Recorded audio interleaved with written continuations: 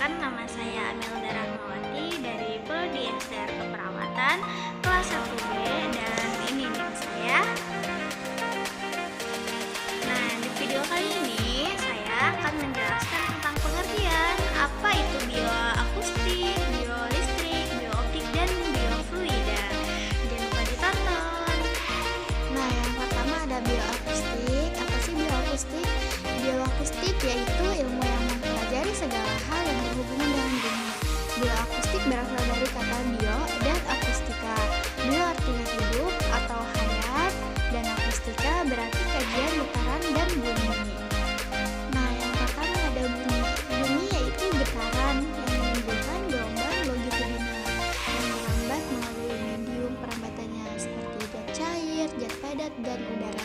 Dan yang kedua, gelombang bunyi merupakan vibrasi atau gerakan dari molekul-molekul zat yang saling beradu satu sama lain. Yang selanjutnya, pengelompokan bunyi.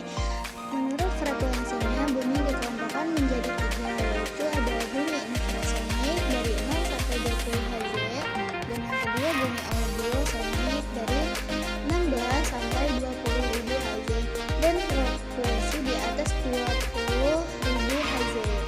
Selanjutnya, sumber bunyi. Bunyi adalah semua benda. Selanjutnya, sumber bunyi. Bunyi adalah semua benda yang dapat menghasilkan bunyi.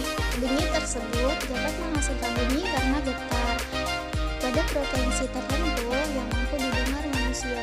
Cara terjadinya bunyi, yang pertama ada sumber bunyi yang bergetar, dan yang kedua ada zat perantara atau disebut medium yang merambatkan gelombang bunyi dari sumber telinga, dan yang ketiga ada getaran mempunyai frekuensi dari 20 Hz sampai 20.000 Hz, dan yang keempat ada indera pendengaran dalam keadaan baik. Nah, dan yang kedua ada biolistrik. Biolistrik adalah listrik yang terdapat pada makhluk hidup atau tegangan listrik pada tubuh kita berbeda dengan apa yang kita bayangkan. Nah, bagaimana wujud listrik dalam tubuh? Di mana tempatnya? Yang pertama itu ada sel saraf dan dua neuron. Sel saraf dan neuron. Yang pertama, sistem saraf pusat terdiri dari otak, medula spinalis, dan saraf perifer. Dan yang kedua, sistem saraf otonom. Saraf yang mengatur organ dalam tubuh, misalnya jantung, usus, dan kelenjar-kelenjar.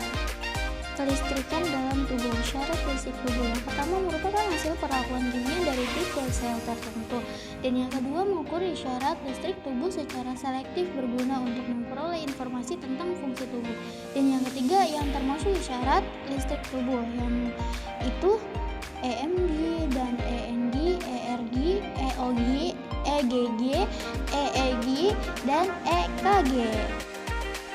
Yang pertama elektromiogram, yaitu untuk otot, dan yang kedua elektroneurogram, yaitu untuk saraf, dan elektroretinogram untuk sel, elektrookulogram untuk mata, elektroastrogram untuk lambung, elektroensefalogram untuk otak, dan elektroardiogram untuk jantung.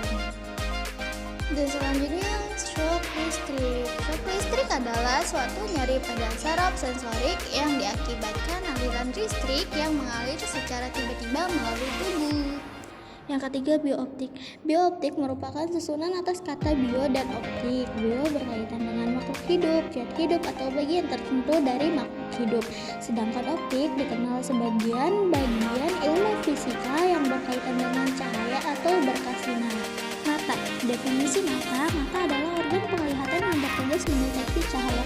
Yang dilakukan oleh mata adalah melihat sekitar gelap atau terang. Mata bertugas mengartikan visual. Selanjutnya ada struktur anatomi mata. Selanjutnya refraksi mata. Sistem lensa mata yang positif menyebabkan terkumpulnya sinar hasil pembiasaan pada retina. Kelainan berefraksi. Yang pertama, rabun jauh atau disebut miopi. Mata miopi atau rabun jauh adalah mata yang hanya dapat memfokuskan pada benda jarak dekat. Yang kedua, rabun dekat atau disebut hipermetropi.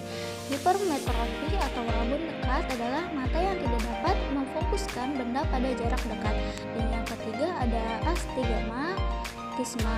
Dan disebut astigmatisme biasanya disebabkan oleh kornea atau lensa yang kurang bundar sehingga benda titik difokuskan sebagai garis pendek yang mengaburkan bayangan. LASIK atau disebut laser in situ keratomileosis. LASIK adalah suatu prosedur operasi korneal untuk perbaikan refleksi atau myopia, hyperopia atau astigmatisme. Dan yang keempat ada fluida. Fluida diartikan sebagai suatu zat yang dapat mengalir. Istilah fluida mencakup zat cair dan gas. Karena zat cair seperti air atau zat gas seperti udara dapat mengalir. Zat padat seperti batu atau besi tidak dapat mengalir sehingga tidak bisa digunakan dalam fluida. Sifat-sifat fluida. Yang pertama, molekul terikat secara longgar lalu berdekatan. Yang kedua, tekanan yang terjadi karena gaya gravitasi. Ketiga, tekanan terjadi tegak lurus bidang. Dan keempat, molekul bergerak bebas dan saling bertumbukan. Yang kelima, tekanan akibat tumbukan antara molekul. Dan keenam, tekanan terjadi tidak tegak lurus.